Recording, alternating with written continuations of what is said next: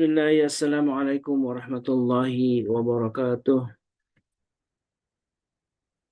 Alhamdulillahilladzi anzala sakinata fi qulubil mu'minin liyazdadu imanan ma'a imanihim.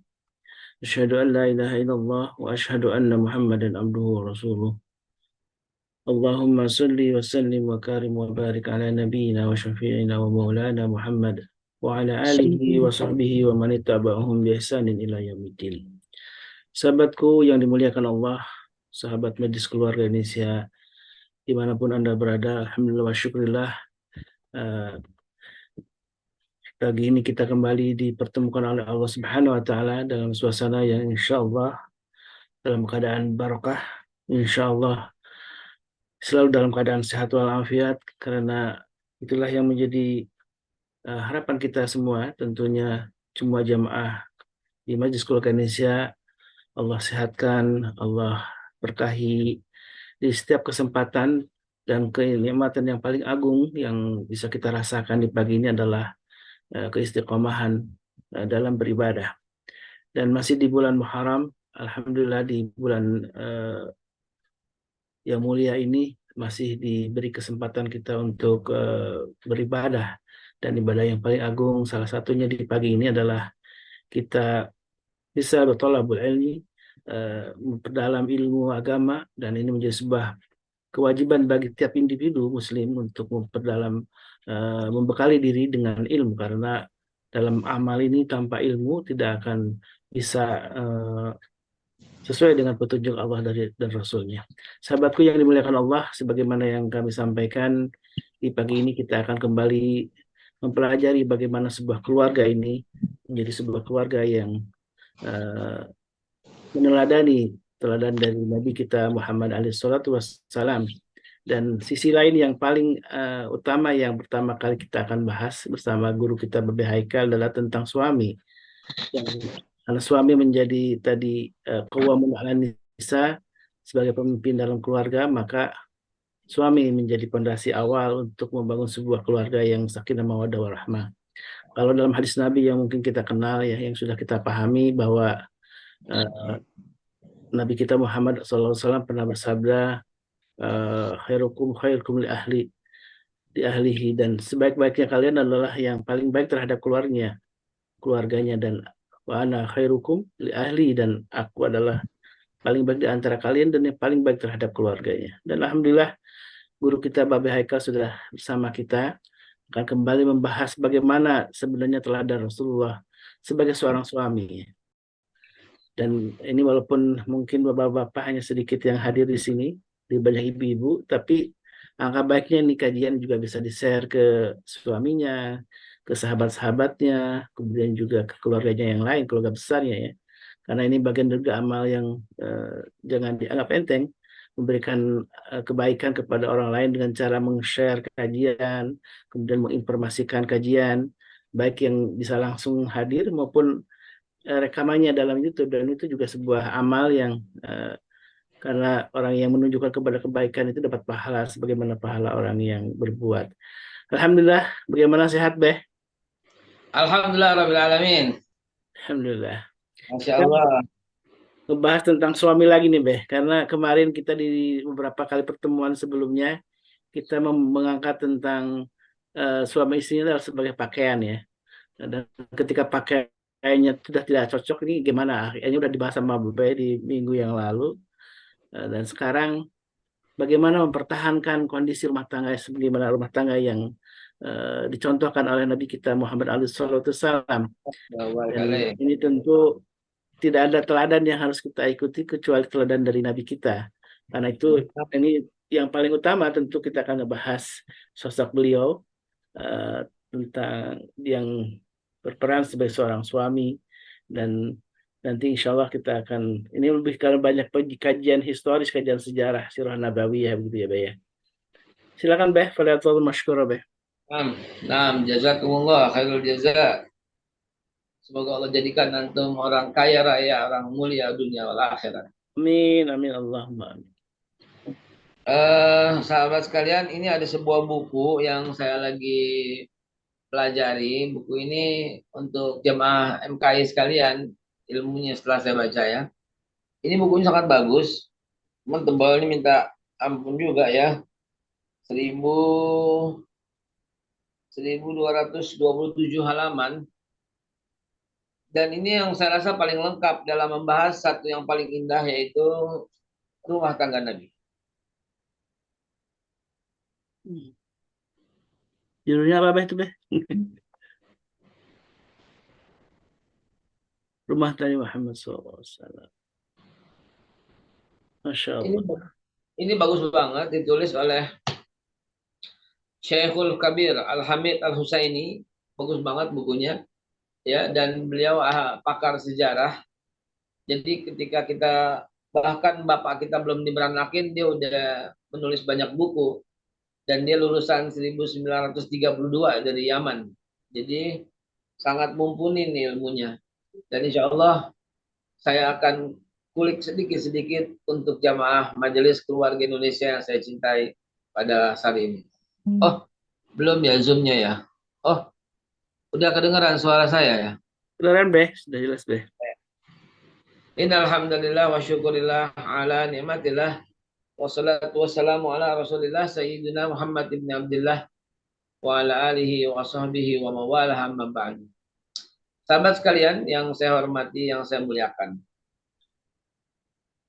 Ketika yang mulia Siti Aisyah ditanya, coba ceritakanlah bagaimana akhlak Nabi. Maka yang mulia Siti Aisyah menjawab dengan satu kata-kata yang sangat tepat, jitu dan menjiwai semuanya. Apa kata Siti Aisyah? Siti Aisyah bilang, kana khuluquhul Qur'anan. Akhlak Nabi itu adalah ya Al-Quran. Al-Quran yang berjalan. Kan dahsyat itu ya. Kalimat itu telah menggenapi semua makna daripada siapa Nabi kita Muhammad Shallallahu Alaihi Wasallam. Rumah tangga Nabi Muhammad disimpulkan dengan sangat singkat dan padat. Kana khuluquhu Qur'anan. Adalah akhlak Nabi adalah Al-Quran. Ibu bapak sekalian yang saya hormati, yang saya muliakan. Saya sendiri bingung mau ngebahas dari mana. Dari mana nih mulainya, dari mana mulainya, dari mana mulainya gitu. Sebab semuanya indah. Semuanya begitu dahsyat gitu ya. Bikin nangis, ya bikin air mata terkuras ketika kita membahas tentang Nabi Muhammad SAW.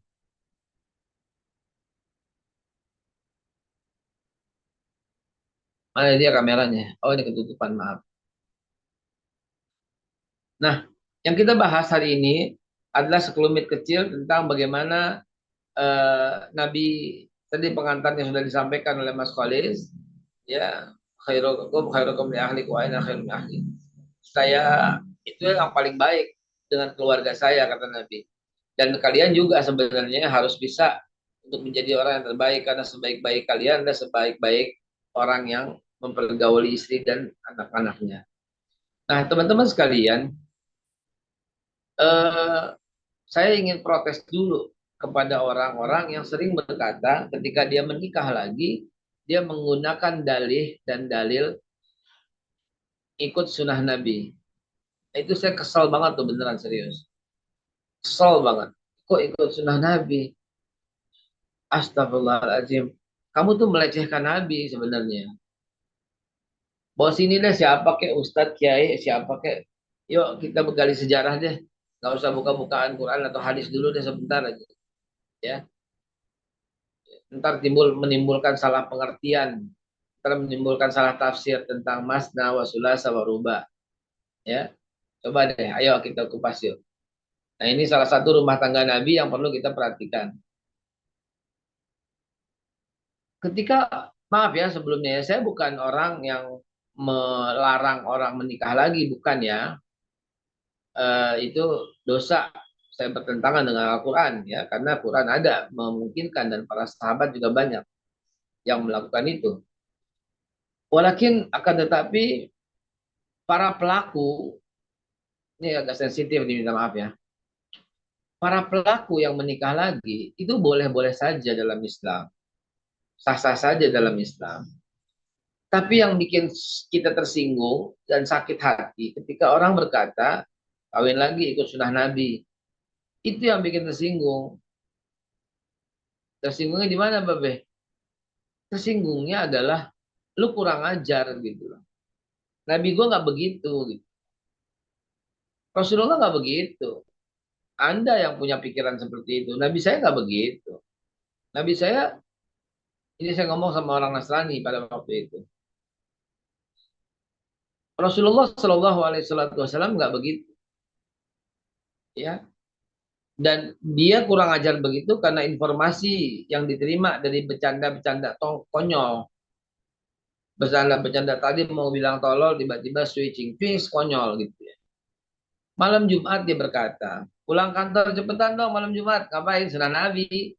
Kan kurang ajar itu. Bener nggak sih saya ngomong? Lanjutin jangan. Ya, Lanjutin. Beh, lanjut. Iya, itu kan kurang ajar gitu loh. Emang Nabi urusannya begitu doang gitu loh. Sunnah Nabi itu berdagang. Nah, ini saya ngomong berdagang karena saya lihat udah ada gambar sepatu nih, Mas Rinaldi. Sunnah Nabi itu berdagang. Sunnah Nabi itu memelihara anak yatim. Sunnah Nabi itu menyantuni fakir miskin. Sunnah Nabi itu menghormati tetangga. Sunnah Nabi itu memuliakan tetamu. Sunnah Nabi itu bersenyum kata dan manis. Sunnah Nabi itu, wah aduh banyak banget. Kenapa sih? Sunnah Nabi itu sholat duha, sholat tahajud. Sunnah Nabi itu sholat witir. Sunnah Nabi itu banyak gitu loh. Kenapa mesti ke sana-sana? Nggak lucu bercandanya gitu loh. Konyol bercandanya gitu loh. Dan tidak ada hadis tentang malam Jumat mesti begituan. Kagak ada. Hadis palsu, hadis matruk, hadis mungkar. Baru ada. Tentang apa? Siapa yang berhubungan badan di malam Jumat, maka dia sama dengan membunuh sekian-sekian Yahudi, sekian Nasrani. Apa-apaan itu? Bukan hadis. Ya, kok membunuh? Dari logikanya nggak masuk, dari struktur bahasanya nggak masuk, dari unsur kata nggak masuk. Dan dari katanya saya orang-orang alim nggak masuk. Yang saya pandang sangat alim dalam ilmu hadis, Profesor Dr. Ali Mustafa Yakub MA. Dalam bukunya kumpulan hadis palsu yang populer, termasuk itu, gitu. Ulama hadis yang baru saja meninggal, guru saya yang saya cintai, yang 1 bulan sekali saya pasti menjumpainya untuk ngaji soal hadis. Yang mulia Dr. Kiai Haji Ahmad Lutfi Fatullah LCMA, ya. Beliau juga menyatakan hal itu, gitu. Sahabat saya, guru saya, S1, S2, S3-nya hadis itu, ya, Dr. Daud Rashid LCMA juga menyatakan demikian. Mereka tuh pakar-pakar hadis. Jadi jangan lagi jamaah MKI masih bercanda konyol. Malam Jumat nih apa maksudnya? Ya, nggak ada malam-malam Jumatan. Malam apa juga kalau kepengen ya sih, ya nggak usah malam apa-apaan, ya. Malam apalagi ada Portis, iya iklan masuk ke barang iklan. Jadi teman-teman sekalian yang saya hormati, yang saya muliakan, dari situ kita mesti taruh kesopanan dan adab dulu. Makanya orang dulu penting nih adab sebelum ilmu itu penting. Ya, karena nggak ada adab, begitu jadinya. Rasulullah Shallallahu Alaihi Wasallam. Kalau antum bilang ikut sunnah Nabi, ya udah satu. Laku begitu. Iya, Nabi seumur hidup dari usianya masih 25 tahun pernikahan yang pertama sampai 56 tahun masih satu. Artinya apa? Lebih lama Nabi monogami daripada poligami. Dan Nabi poligami itu udah satu kata-kata yang menggugurkan orang yang berkata sunnah Nabi, gitu. Ya, jadi Nabi lebih lama monogami daripada poligami. Dan poligaminya Nabi itu bukan keinginan Nabi. Wa ma yantiqu anil hawa in huwa illa wahyu yuha. Bukan. Semata-mata untuk menyelamatkan, semata-mata untuk ilmu, semata-mata perintah Allah Subhanahu wa taala. Saya bisa bahas kapan-kapan ya satu persatu. Bagaimana Nabi nikah dengan Aisyah? Bagaimana Nabi nikah dengan Saudah? Bagaimana Nabi menikah dengan siapa misalnya Zainab? Bagaimana Nabi menikah dengan misalnya Maria Al-Qibtiyah? Saya bisa ceritakan dengan detail satu persatu, gitu ya. Kenapa dan penyebabnya itu apa? Jangan sekali-kali lagi mengatakan sunnah Nabi nih. Kalau ente mau nikah lagi boleh, silahkan. Jangan pakai bilang sunnah Nabi. Maaf tat, istri saya nih udah nggak bisa lagi gitu misalnya. Boleh. Maaf tat, saya udah 10 tahun nih menikah tapi nggak punya anak. Saya pengen dapat keturunan usaha. Ya boleh silahkan. Bismillahirrahmanirrahim. Kita minum fortis dulu sebentar.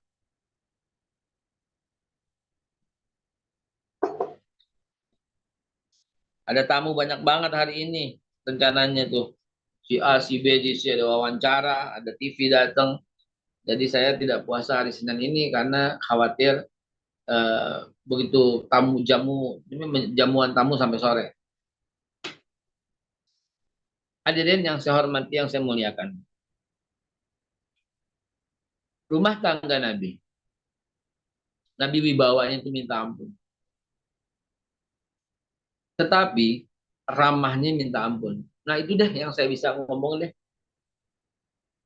Wibawanya minta ampun, ramahnya minta ampun, bercandanya minta ampun, tegasnya minta ampun. Coba deh gabungin. Ada nggak orang kayak begitu?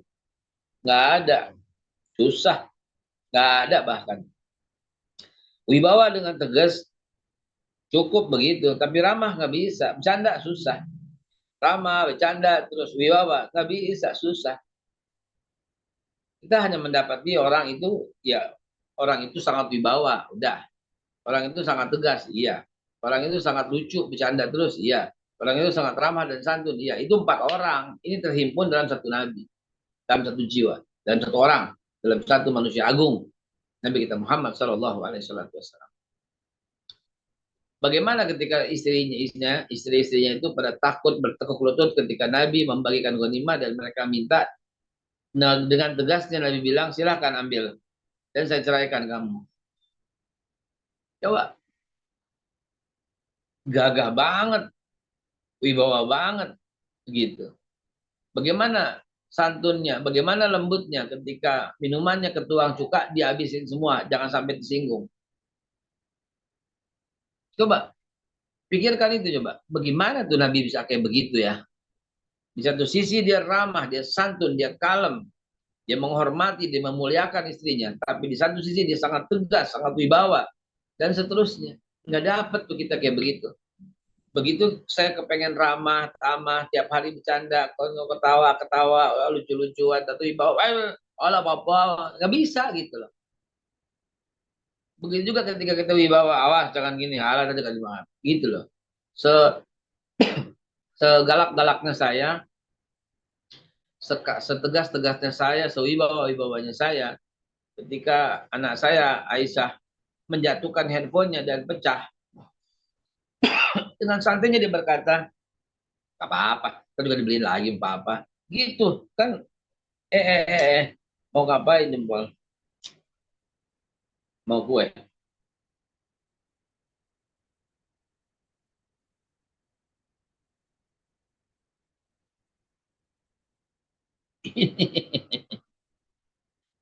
Saya punya kucing ya Allah ya Robi, mesti di mesti diapain coba,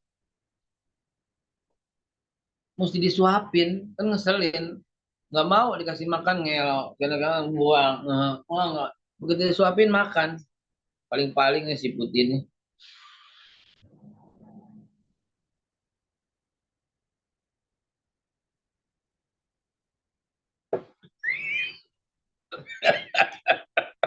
Apa? Eh, maaf maaf. Kadang-kadang kadang-kadang pelipur lara, bad mood, main sama dia tuh kocak banget. Halo ya lah, seolah-olah dia bisa ngerti itu. Maafin ya. Kucing saya dua, putih sama hitam. Hitam tuh kesayangan saya karena dia bapaknya. Duduk, duduk, saya ini duduk, tidur, maunya di badan gitu. Lagi marahan sama saya. Saya nggak lihat lagi di kolong dia. Jadi kalau saya datang, saya pasti pegang dia, pelus dia gitu loh, bawain kue buat dia, bawain hadiah buat dia. Bayangin kucing aja gue bawain, apalagi bini sama anak gitu kan. Kucing dibawain tek udah. Saya nggak lihat dia, di atas meja ada si Putih. Putih itu anaknya. Putih, hidung kemana gitu kan. Saya mainin, saya bercanda sama si Putih, saya mainin sama dia. Saya nggak lihat tuh si hidung tuh di bawah lagi ngeliatin saya lagi melotot aja. Mungkin kalau dia bisa ngomong, dia bilang, gue di sini kali lu diam aja lu cuekin gue gitu kali ya. Saya mainin si Putih, Putih itu canda, canda, canda. Begitu begitu selesai, saya lihat, cling, matanya lagi melotot sama saya, lagi liatin saya begitu. Ada hidung. Saya samperin, dia jalan, nggak. Ya Allah, kucing cemburu, bayangin coba. Dia samperin, dia jalan. Weng, dia jalan.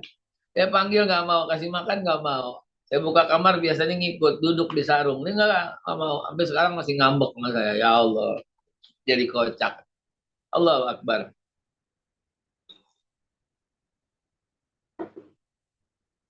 Nah, ibu bapak sekalian yang saya hormati dan saya muliakan. Oh iya, yang tadi saya bikin ketawa itu saya kasih kue.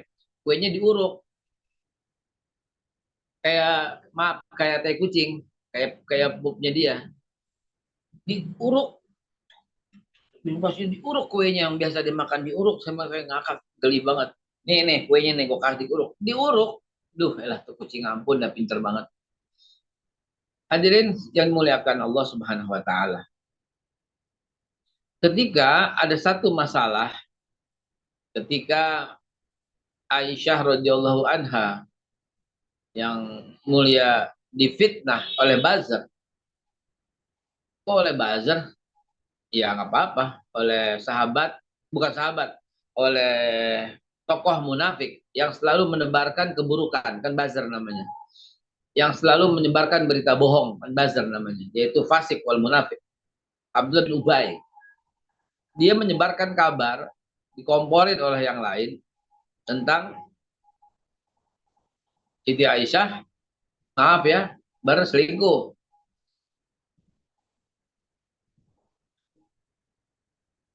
Bayangkan ya, di rumah itu dia tidak menyapaku kecuali assalamualaikum, tidak bercanda, tidak ngobrol gitu, bayangin. Kan Aisyah kan sedih kan, jadi bengong aja, kenapa kok dia percaya ngomongan gitu. Nggak diajak ngomong, tapi tetap aja di salam dan sebagainya, nggak diajak ngomong sama Nabi, bayangin. Padahal ini kecintaannya. Sampai kemudian diantar sama Nabi untuk dibawa ke rumah orang tuanya, dipulangin dulu. Kan kita bisa lihat ya, cara Nabi mendidik ya, apabila ada kesalahannya. Sampai ada satu keberanian dalam diri Siti Aisyah untuk mengadu satu hal, ini urusan rumah tangga Nabi ya, yang tidak diceritakan ada apa. Tapi ini membuat Aisyah jengkel gitu. Perhatikan Nabi kita, ada sisi kemanusiaannya yang membuat mata ini berlinang kalau menceritakannya. Jadi tidak diceritakan masalahnya apa, kasusnya apa, tapi Aisyah jengkel dan mengadukan ini kepada Abu Bakar Siddiq. Bahkan Nabi minta dipecahkan melalui sahabat. Jadi kata Nabi dengan Siti Aisyah, mari kita tanya pendapat Umar bin Khattab. Gitu kata Nabi sama Aisyah. Aisyah bilang, tidak, tidak. Umar bin Khattab itu tegas, kasar, dan dia pasti membelamu. Gitu katanya. Kalau begitu mari kita ke Utsman bin Affan. Tidak, kata Siti Aisyah. Dia orangnya lemah dan dia sangat patuh dan hormat kepadamu. Tentu dia akan membelamu. Kalau begitu ya udah Ali bin Abi Thalib. Tidak, sudah pasti. Bukankah dia yang mengusulkan untuk menceraikan? Tidak. Lalu siapa ya Aisyah? Abu Bakar, ayahnya. Mau perempuan, perempuan bedah. Tapi nggak bisa ngomong apa-apa. Ya udah Abu Bakar. Maka datanglah Nabi dan Aisyah ke Abu Bakar Siddiq dalam rangka untuk pandanglah aku sebagai manusia biasa. Pandanglah aku bukan Rasul. Aku adalah orang yang minta pendapat. Itu kata-kata kurang lebih yang didahulukan Nabi kepada Abu Bakar agar Abu Bakar tidak canggung. Agar Abu Bakar bisa menyampaikan pendapat. Ya, memang demikian itu ya. Nabi sering mendengarkan pendapat dari sahabat-sahabat. Maka mulai Nabi bercerita sesuatu yang tidak diceritakan. Baru sepatah kata, baru mulai begini Abu Bakar, saya itu begini, begini. Aisyah langsung nyerocos, memotong ucapan Nabi. Enggak benar dia enggak benar. Ini mohon maaf banget, saya contohin kurang lebih kayak begitulah gambaran saya. Enggak begitu. Ceritanya begini. Alangkah marahnya Abu Bakar Siddiq ketika mendengar orang yang memotong ucapan Nabi. Gitu. Ya, jadi paham ya. Jadi begitu Nabi mau ngomong, dipotong sama Aisyah dan Aisyah lebih tinggi suaranya. Enggak begitu. Yang benar tuh begini. Dia tuh begini. Dan langsung ngomongnya dia, bukannya Rasul gitu loh. Dia gitu ya. Nggak boleh ngomong begitu sama Nabi kan. Haram kan. Itu Abu Bakar Siddiq bangun menghampiri Aisyah. Ya mungkin mau memukul karena udah angkat tangan atau awas atau gimana mungkin lah Allah alam ya. Abu Bakar Siddiq bangun menghampiri Aisyah. Jangan berkata demikian, rendahkan suaramu dengan Nabi, rendahkan dan begitu. Bangun mau menghampiri. Tahu Bapak Ibu apa yang terjadi? Ketika Abu Bakar Siddiq bangun, mungkin untuk mukul, mungkin untuk jewer, mungkin untuk memperingati Aisyah, Aisyah berlari, berlindung di belakang Nabi dan memeluk Nabi. Mungkin dengan berkata, aduh lu bantuin, dipeluk Nabi dari belakang. Minta perlindungan kepada Nabi. Padahal hari itu dia sedang berselisih paham dengan Nabi.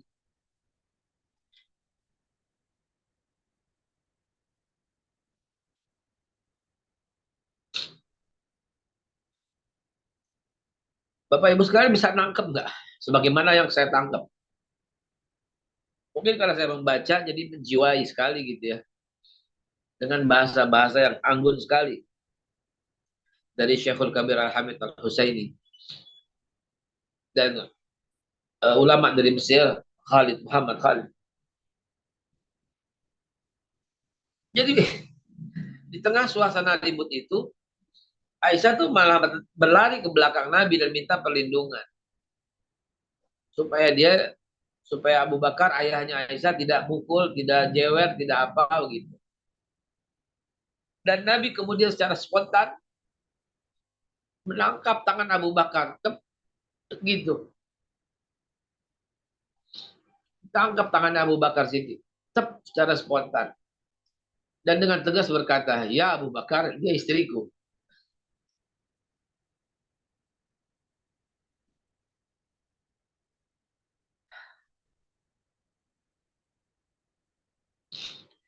Antum bisa lihat hubungan antara mertua, mantu, ya anak, istri, sebegitu indahnya di dalam Islam, sebegitu banyak unsur-unsur kemanusiaan, sebegitu banyak keindahan-keindahan yang kita tidak bisa ungkapkan kecuali dengan rasa yang memahami, gitu ya, yang memahami, yang dan menjiwai, gitu. Jadi kemudian tidak lagi dilanjutkan diskusi itu, ya, dipegang gitu.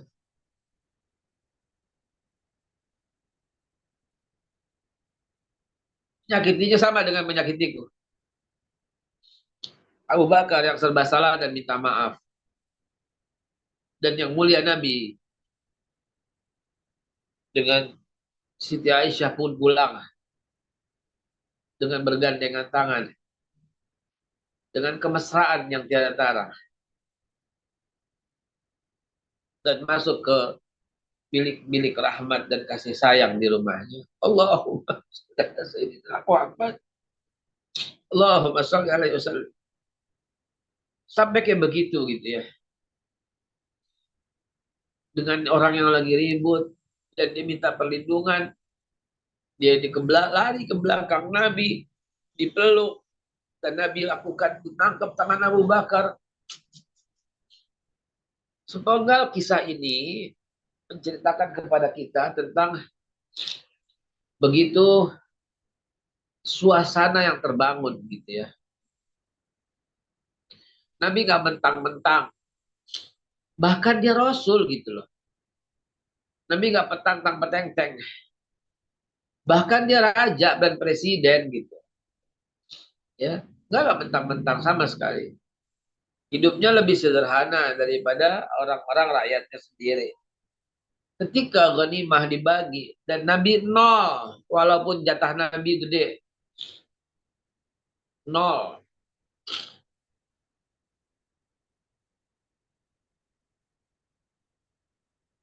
Aisyah juga bilang, bukankah tidak haram? Bukankah nggak apa? Bukankah boleh? Bukankah halal kau mengambil sebagian untuk keperluan? Gitu kan? Apa kata Nabi? Ya Aisyah, bagaimana aku bertanggung jawab di hadapan Allah kalau ada satu saja umatku yang tidak kebagian? Kalau ada satu saja umatku yang lapar hidupnya, bagaimana? Coba, coba gitu ya. Jadi di tengah keumatannya jalan, penghormatan jalan, mencintai keluarga jalan, berwibawa iya, ramahnya nggak ketulungan, gitu loh. Ya Allah ya Rabbi, saya membayangkan Nabi itu bercanda terus di rumah gitu ya. Ya kita tahu wanita kan gampang gemuknya gitu kan, sedangkan Nabi stabil banget gitu ya. Jadi waktu ketika Nabi sedang melakukan rihlah safar, itu Nabi mengajak Aisyah ya. Suatu hari Nabi mengajak yang lain, tapi yang lain berkata untuk Aisyah saja gitu. Ya. Karena yang bisa menemani Nabi itu ya Aisyah saja. Maaf, saya jadi nangis tuh ya, bergatal. Uh, Satu kali dalam sebuah perjalanan, Nabi mengajak Siti Aisyah adu lari, gitu ya, adu lari. Dan usianya Nabi waktu itu sudah 57 loh ya, adu lari.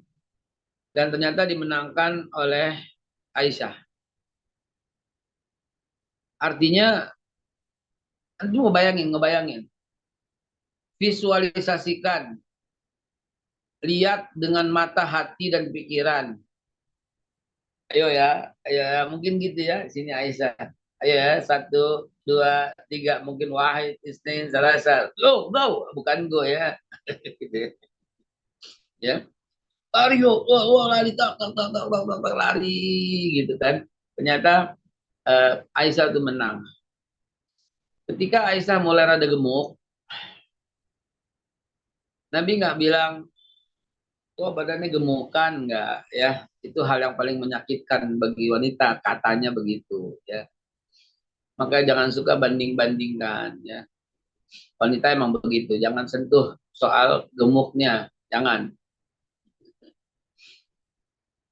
Gimana caranya mengingatkan kalau sudah kegemukan? Nabi adu balap lari lagi dengan Aisyah dan Nabi memenangkan pertandingan itu. Tandanya apa ya? Mungkin bercanda-candanya, nah kan gitu kali ya. Mungkin, oh lo gini dulu kan kurus, sekarang kan nggak, seterusnya dan seterusnya. Saya suka tersenyum-senyum sendiri kalau membaca rumah tangga Nabi dan membayangkan hal-hal yang indah dan lucu gitu ya. Jamaah sekalian yang saya hormati, yang saya muliakan. Tadi sebagai pengantar, Ustaz Kholis menyampaikan pentingnya ilmu. Yaitulah gitu loh, baca gitu ya. Jangan mengandalkan TikTok, Facebook, Twitter, Instagram yang udah diedit dan cuma sepotong. Walaupun cerita dari guru, baca ya, baca supaya apa? Supaya ada satu khazanah gitu loh, karena lengkap. Ya, siapa yang mau hidup bahagia di dunia dengan ilmu? Siapa yang mau hidup bahagia di akhirat dengan ilmu? Siapa yang mau hidup dunia dan akhirat bahagia dengan ilmu? Ya. Ilmu itu diangkat derajatnya oleh Allah Subhanahu wa taala. Yarfa'illahil ladzina amanu minkum wal ladzina utul ilma darajat. Allah angkat derajatnya orang yang berilmu. Bukan sok tahu, bukan auzubillah summa nauzubillah, tapi saya harus mengatakan saya orang yang hobi banget membaca. Nih ya, kalau lihat ya, nih ya, saya zoom sedikit ya. Saya balik, lihat ya, tuh lihat tuh, yang di, yang saya lagi keluarin dari itu, dari perpustakaan saya. Ketika saya sedang mencari sebuah referensi ini yang dikeluarin, lihat. Tuh. Ketika saya kurang mendapatkan satu sudut pandang tafsir, beli lagi itu tafsir Al-Azhar yang edisi terbaru itu. Beli lagi, ya. Maksud saya ngomong begini adalah uh, mengomentari apa yang Mas Kholi sampaikan tadi gitu. Kita bisa dapat dan tahu kisah-kisah seperti itu tuh dengan ilmu, dengan banyak membaca gitu. Dan ada satu keberkahan gitu ya. Ketika kita niat infak untuk menambah ilmu, kita sisihkan. Apalagi buku-buku ini saya dapat sudah lama ketika saya mesti menyisihkan makan demi untuk beli buku gitu loh. Favorit saya waktu itu toko buku Wali Songo di Senen paling lengkap. Di depannya ada restoran. Saya rela makan nasi Padang dengan kuah doang dan sayur nangka demi untuk bisa beli buku gitu. Jadi ada nuansa keberkahan dan keikhlasan serta perjuangan. Beda sama orang yang lihat sambil celentang YouTube, Facebook, beda nggak dapet ruh gitu. Itu hanya mengomentari apa yang Mas Khalis katakan tadi barusan. Betul Mas Khalis, ilmu itu penting. Jadi sahabat sekalian, jangan sampai satu hari lolos dari buku gitu. Itu pesan saya. Karena mau bercerita tentang rumah tangga Nabi itu mengambil angle yang mana, sudut yang mana, terlalu kompleks dan lengkap. Nah, saya mengambil contoh sebuah kisah-kisah seperti tadi, sambil berpikir apalagi nih, apalagi, karena terlalu banyak untuk dikisahkan. Bagaimana Nabi menegur ketika ada sebuah kesalahan yang dilakukan oleh yang mulia Zainab terhadap yang mulia Hafsah. Dalam sejarah diceritakan Hafsah itu bentuk fisiknya tidak tinggi, gitu ya. Saya aja nggak berani ngomong tidak tinggi, ya kita ngomong tidak tinggi aja, tidak tinggi dan kebetulan tidak kurus. Jadi antum bisa menerjemahkan dengan kata-kata yang berbeda ya. Dan Zainab itu terkenal kecantikannya dan bangsawan, ya. Allah alam bisawab, kalau saya salah saya mohon ampun pada Allah Subhanahu wa taala. Suatu ketika dia berkata Hafsah itu orangnya pendek gitu. Nggak salah yang di ngomongin karena fakta. Dan nggak salah juga di ngomongin karena tidak di depan orangnya gitu.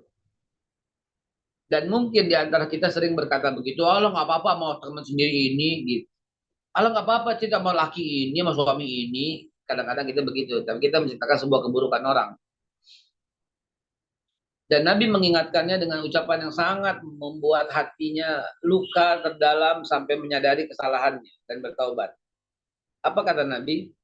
Andai kata ucapanmu itu ditaruh ke laut, maka seluruh air laut akan keruh karena ucapanmu. Padahal dia ngomong cuman Hafsah orangnya pendek. Gitu ya. Hafsah orangnya pendek. Cuman ngomong itu doang. Nggak ngatain, nggak fitnah, nggak ngeledek, dan orangnya nggak ada. gitu, nggak di depan orangnya, orang juga nggak dengar, cuman bilang begitu doang. Bayangin, itulah cara pola didik Nabi kepada istrinya. Itulah sebuah potret rumah tangga Nabi yang luar biasa, sehingga satu sama lain sangat menghormati, sangat memuliakan. Gitu. Saya insya Allah akan melakukan demikian, dan juga sekaligus sebagai penutup, mohon didiskusikan sama teman-teman. Kirimkan anakmu ke pesantren kami. Pondok Babe Haikal, pesantren kami sudah buka bulan ini, ya, dan gratis. Ajak dong teman, kenalan, ponakan, bawa daftarin. Di tempat kami bebas handphone, tapi pada jam tertentu. Jadi nggak usah pakai diumpet-umpetin. Di tempat kami tiap hari dikasih pelatihan broadcasting untuk tampil. Di tempat kami setiap anak kalau ketahuan mencela dikeluarin, nggak ada ampun. Di tempat kami kalau guru marah-marah dikeluarin, nggak ada ampun. Di tempat kami semuanya bercanda, bergurau, semuanya itu asik. Gitu. Di tempat kami pagi-pagi mengikuti pelajaran sekolah umum, SMP dan SMA, lalu selepasnya istirahat, asar gitu, baru mulai belajar Al-Quran, baru belajar tadabur, baru belajar bahasa Arab, nahwu sorof, balaghah, mantik, ma'ani bayan, baru belajar dan menghafal Al-Quran. Setiap maghrib di tempat kami, setiap anak harus ceramah gitu, dan harus bikin konten. Dan setiap anak harus punya akun Facebook, Twitter, YouTube, Instagram, dan akan diberikan hadiah tentang followernya. Setiap pertambahan akan dikasih hadiah. Karena itu yang akan kami bekali. Dia orang-orang yang IT man, IT woman, IT-nya jago, gratis pula di tempat kami, ya, dan dia bisa berkiprah di dunia entertain, dan dia bisa juga menghafal Al-Quran, ya, dan insya Allah itu dididik oleh saya sendiri dan oleh teman-teman beberapa, dan kita punya mata pelajaran yang sangat indah, diantaranya kami sisipkan PMP, PSPB. Nggak ada pesantren PMP, PSBB kecuali di tempat Bapak, ya. Kami ingin memadukan itu, dan kami ingin ciptakan generasi-generasi unggul sebagai sumbangsi ilmu dan pengetahuan kami. Wabil khusus tentu teman-teman tahu kekhususan tentang sejarah akan kami pampetkan dengan indahnya di sana. Ya, silahkan daftarkan untuk anggota MKI, tentu gratis. Kalau bukan anggota, masuk jadi anggota dulu baru gratis. Ya, gitu. Ya. Segera, karena Agustus kita sudah mulai running. Ya, segera. Ya. Baik teman-teman sekalian, apabila ada yang ingin ditanyakan, tafadhol Mas Kolis membacakan pertanyaan-pertanyaan yang masuk. Silakan. Alhamdulillah, wa syukurillah, jazakallah khairan baik. Ini sebuah inspirasi yang tidak akan habis-habisnya kalau kita melihat bagaimana Rasulullah selalu bersama istri-istrinya ya. Dan memang Allah Subhanahu wa taala memerintahkan nabinya untuk menikahi lebih dari satu karena begitu banyak keindahan pribadi Rasulullah yang tidak cukup disampaikan oleh satu sosok saja mungkin ya. Barangkali itu mungkin kalau saya melihat Nabi itu begitu indah, begitu lengkap, dan tidak cukup hanya seorang istri untuk bisa menceritakan kisah rumah tangganya kepada kita semua. Dan banyak hadis-hadis yang kita bisa dapatkan sampai saat ini, yang terbanyak tentu dari Bunda Aisyah ya, karena beliau bisa meriwayatkan hadis lebih dari 2000-an, sedangkan ada beberapa istri Nabi seperti Hafsah, kemudian Zainab, juga ada beberapa Ummu Salamah juga menceritakan kisah-kisah bagaimana rumah tangga Nabi yang begitu indah itu. Dan alhamdulillah ilmu itu sudah sampai ke kita melalui para ulama yang sudah menyampaikan betapa indahnya rumah tangga Nabi, dan insya Allah kita akan coba bahas ya, atau mungkin ingin bertanya bagaimana sisi-sisi lain yang bisa diaplikasikan dalam kehidupan rumah tangga kita sendiri gitu. Silakan jamaah yang dimuliakan Allah untuk bertanya ya. Sharing juga boleh gitu ya. Mumpung Babe masih standby nih. Karena sebentar lagi banyak tamu Be ya yang berdatangan ya. Ini ada pertanyaan soal ini Be, dengan pesantren. Ini insya Allah mulainya di kelas SMP-an Be ya, berarti ya. Ya, lulus SD baru bisa masuk. Ini lokasinya ini di samping rumah Babe, ini nggak jauh dari Ya, rumah Babe. betul. Kediaman Babe ini ada namanya Rumah Betawi. Di situ biasa kumpulnya ini pengurus MKI. Ini Betul. sunatan massal yang pertama juga udah 2 kali ya. Kita Betul. ngadakan di rumah Babe Haikal di daerah Tiga kawasan kali Keramat dia. Jati, di Jalan Impres lengkapnya Be ya. Nanti Dan investor dengan 21. mudah kalau ngeklik di Google Map itu rumah Babe Haikal, kopi Babe Haikal atau rumah Betawi Babe Haikal itu langsung sudah ditunjukkan. Silakan jamaah yang dimuliakan Allah yang ingin bertanya nih tentang rumah tangga kita sendiri boleh gitu ya. Kedua referensinya dari rumah tangga Nabi. Kalau saya tadi soal bercanda nih Beh, ini kan memang Rasulullah itu kalau senyum aja tidak pernah terdengar suaranya ya, hanya sedikit gitu ya. Kalau kita kadang-kadang kalau ketawa sangat luar biasa gitu ya. Ini bagaimana mengelola antara tadi apa namanya rasa ingin bercanda dengan tadi juga mempertahankan kewibawaan itu, terutama untuk anak-anak nih, Be. Terus Iya. sekarang ini kan beda dengan pola pendidikan zaman dulu ya. Ayah-ayah kita itu dulu sangat menjaga wibawa, malah jarang mungkin bercanda dengan anak-anaknya. Tapi sekarang ini kebalikan. Banyak orang tua yang lebih banyak bercanda dengan anaknya, tapi malah runtuh kewibawaannya gitu. Sehingga kalau minta sama orang tua itu kadang-kadang ngerengeknya luar biasa gitu, Bay ya. Itu bagaimana membuat balance gitu ya antara wibawa dengan tadi Baik. bercanda itu. Harus ada historis hukuman, harus ada historis. Kalau nggak ada historis nggak jadi, Pak Solis. Beneran. Mm-mm. Jadi ketika kita bercanda, kita ketawa-tawa bersama dan sebagainya, ketika ada sebuah kesalahan, ada historis hukuman, Mm. sehingga dia tahu kapan ayahnya benar-benar serius bercanda, kapan ayahnya ya, kapan ayahnya marah, kapan ayahnya untuk mengambil sebuah tindakan. Antum tahu waktu anak saya Aisyah masih agak kecilan, dia berkomunikasi di Facebook dengan orang yang tidak dikenal, dan orang itu laki-laki. Saya ambil handphone dan saya banting dan saya injak-injak sampai hancur. Beneran? Ya Bu Ida, ya. Beneran. Itu pernah saya lakukan. Antum kan tahu sayangnya saya sama dia gimana, candanya saya sama dia bagaimana. Tapi itu pernah saya lakukan. Dan yang belum lama, belum mungkin maksimum mungkin 2 tahun atau 3 tahun yang lalu, ketika produk online sudah mulai tumbuh dan dia pesan ini, pesan itu, pesan ini, pesan itu ada satu pesanan dia yang saya hancurin, gitu. Ada pesanan dia yang saya hancurin supaya dia tidak melakukan apa-apa, tinggal pesan lagi. Nah, di tengah-tengah canda saya dan sebagainya, dia jadi bilang, Pak, aku pesan ini apa? Oke, gitu. Ketika terlalu banyak, ntar Papa hancurin lagi loh ya. Nah, jadi ada Mas Koli satu titik, satu kondisi di mana kita harus menyisakan satu memori bahwa jangan juga disepelein, jangan juga diacuhin, jangan juga gitu. Perlu kita lakukan itu. Tapi jangan menghilangkan kasih sayang, beristighfarlah ketika melakukannya, ya agar tidak syaitan nauzubillah tidak lakukan, tidak masuk ke dalam suasana itu, gitu ya. Tetap suasananya sakinah, mawaddah warahmah gitu. Silakan. Ada Ozan. Zaidan, iya. Dan Zaidan apa kabar Zaidan?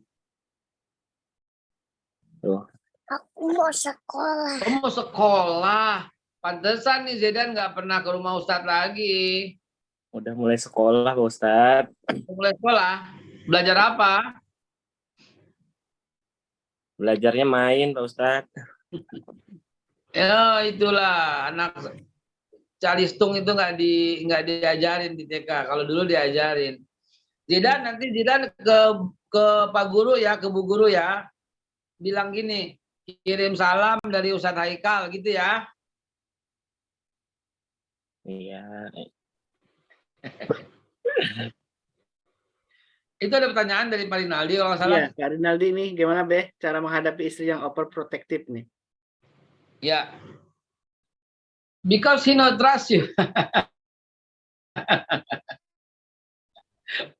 Karena you tidak dipercaya 100% sehingga overprotected gitu ya. Baik terhadap perlakuan you kepada anak atau Rinaldi bersikap dan berbuat ya. Karena belum ada trust gitu ya, belum ada trust.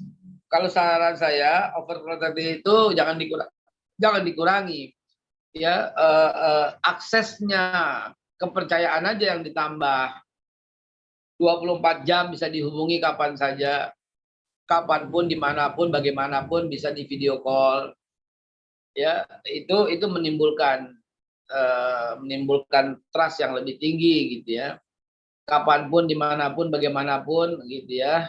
Nggak ada password, terus bisa dilacak, larinya kemana, mappingnya itu bisa dilihat gitu ya.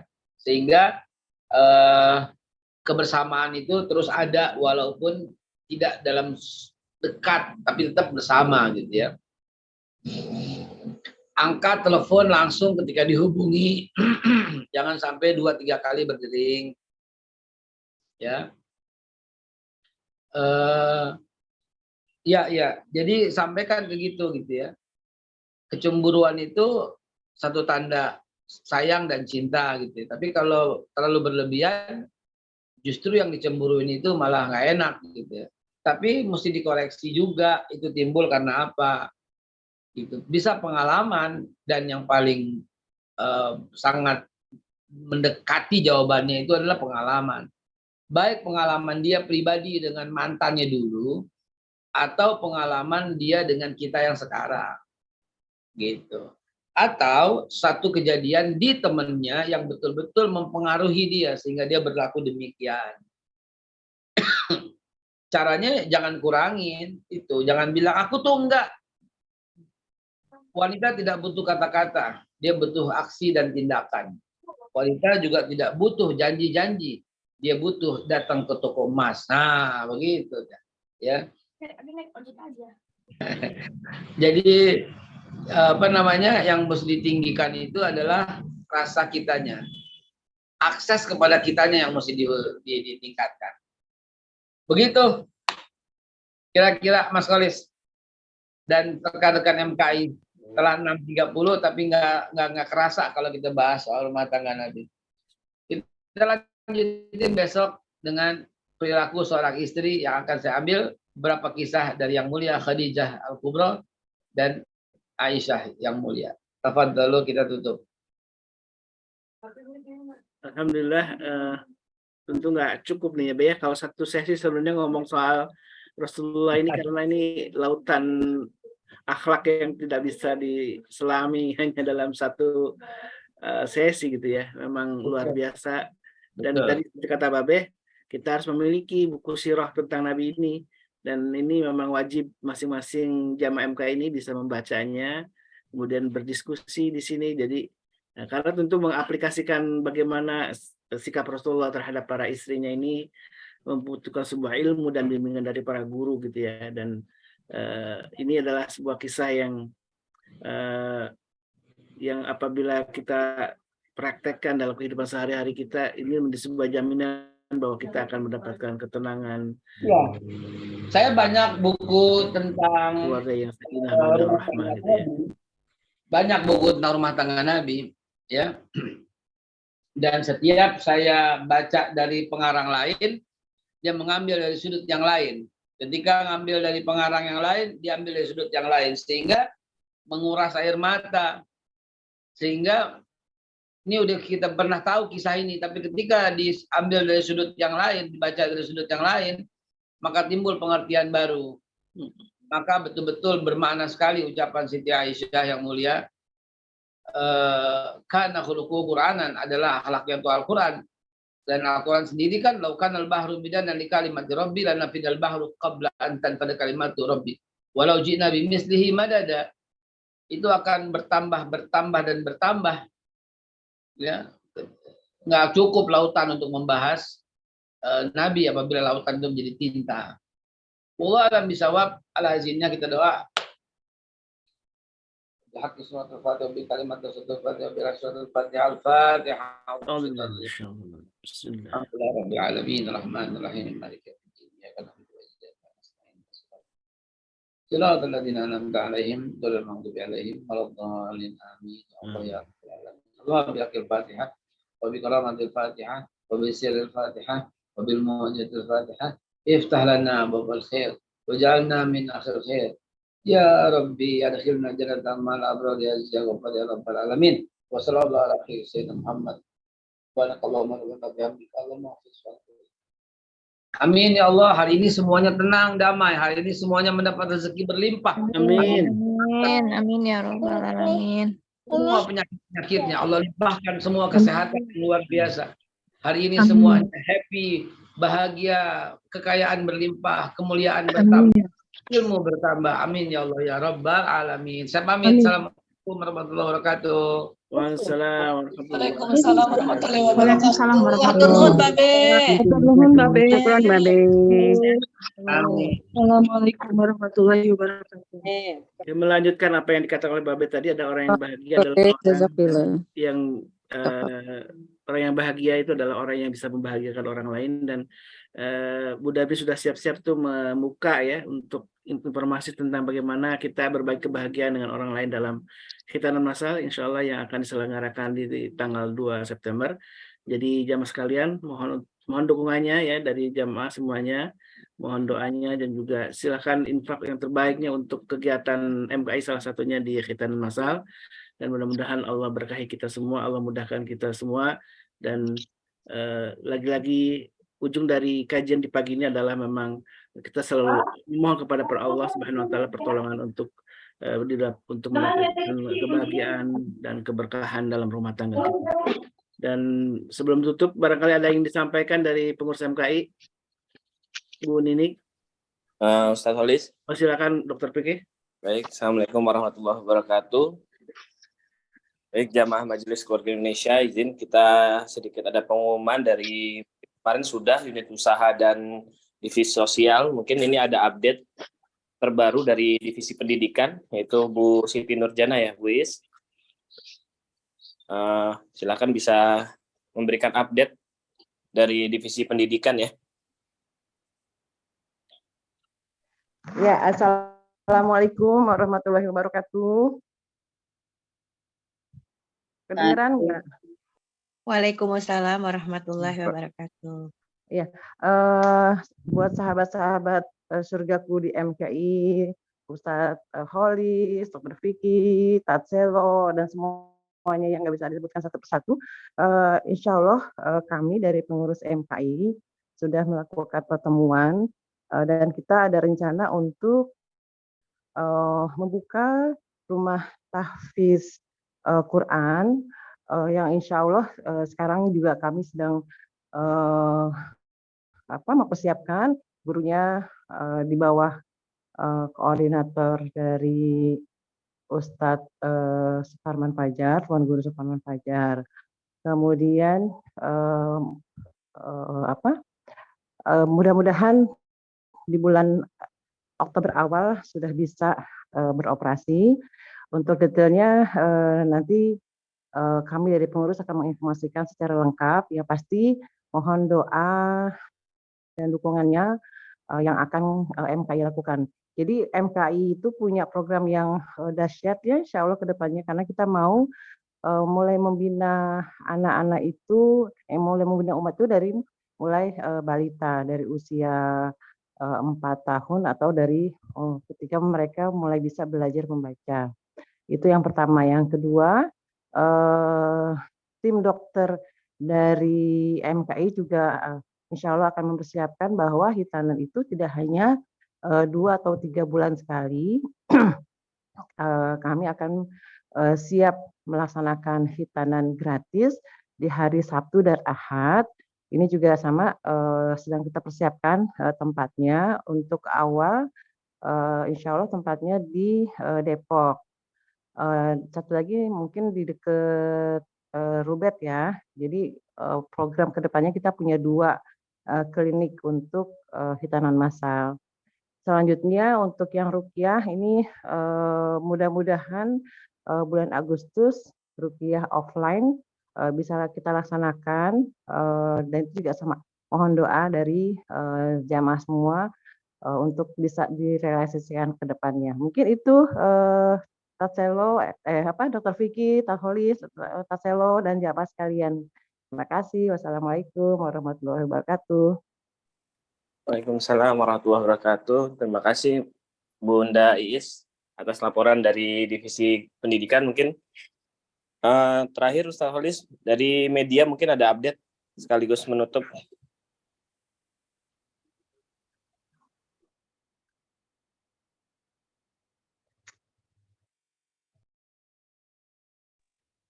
Atau yang mewakili dari media, Mas Ivan atau Mas Nandar, ada update dari MKI Media?